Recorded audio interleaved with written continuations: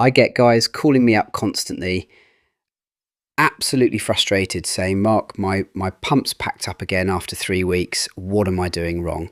And I always ask them, what are you spraying? It's usually a standard Gardena or Hose-Lock backpack, the kind of DIY kit you get at the local garden centre.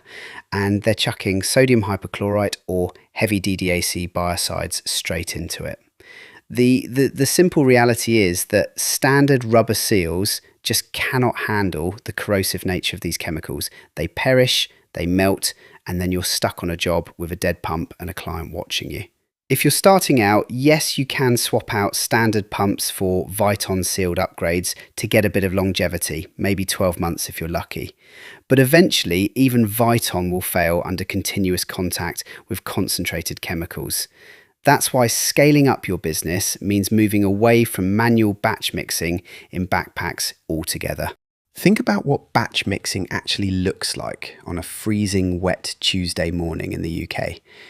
You're trying to figure out the math in your head, maybe dividing a tank into thirds or quarters to hit a 3% mix on some block paving, and you're spilling concentrated bleach down your trousers because your hands are cold. It's messy, it's unsafe, and it's incredibly wasteful. You're either mixing it too weak, which means the black spots don't budge and you've wasted your time, or you mix it too strong and you end up bleaching the colour right out of a sensitive tarmac driveway or K-rend. That's why the jump to an automated system like the clever injector Dosatron is a complete game changer for a professional setup. It completely eliminates the batch mixing guesswork. The clever thing about these automated injectors is how they actually work. You've got a water-powered piston, like a syringe plunger, moving up and down inside. But here's the magic. The concentrated chemical doesn't actually touch the internal working parts of the pump.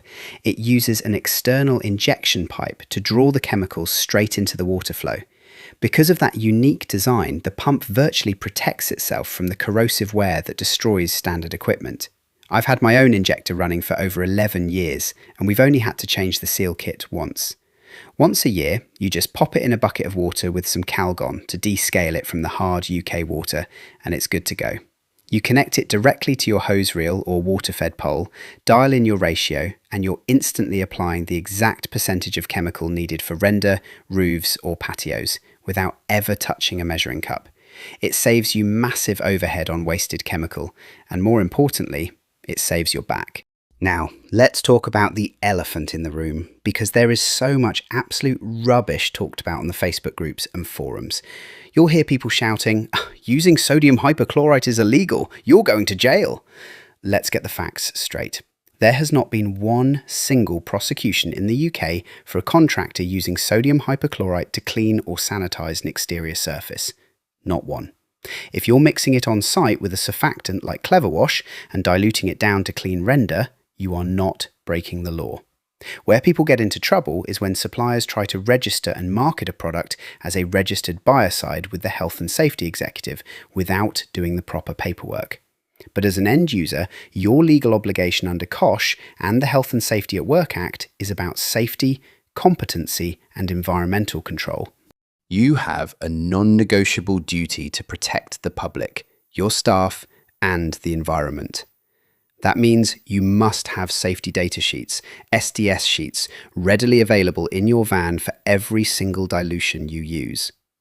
If a health and safety inspector rolls up on your job, you can't just shrug your shoulders. You need a written method statement and a proper risk assessment, what we call RAMS. You need to prove you've identified the hazards, like working at heights on roof cleans, slip risks on wet patios, and chemical runoff. And let's talk about runoff, because this is where the Environment Agency will absolutely nail you if you get it wrong. You cannot let sodium hypochlorite or heavy biocides run uncontrolled into surface water drains. Surface drains lead straight to local rivers and streams, and hypochlorite is highly toxic to aquatic life. You must block the downpipes, contain the wash water, and manage it responsibly. Remember my favourite rule: dilution is the solution to pollution. Rinsing thoroughly and diluting the chemical down to a completely inert level is your primary defence. But even if you do everything right, accidents still happen. A hose pops, a drum tips over on a driveway, or a gust of wind drifts overspray onto a neighbour's prize-winning rose bushes.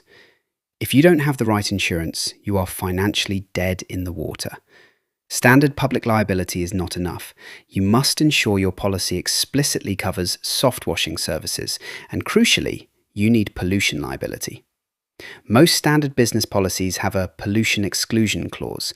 That means if your chemical runoff gets into a local pond and kills some fish, your insurer will walk away, leaving you with a massive cleanup bill and potential prosecution. Don't be a cowboy. Get your RAMs documented, secure your pollution cover, upgrade your kit, and run your business like a true professional. All right, that's enough waffling from me today. Go check out the website at softwashing.uk. Take care of yourselves, and I'll catch you on the next one. Bye for now.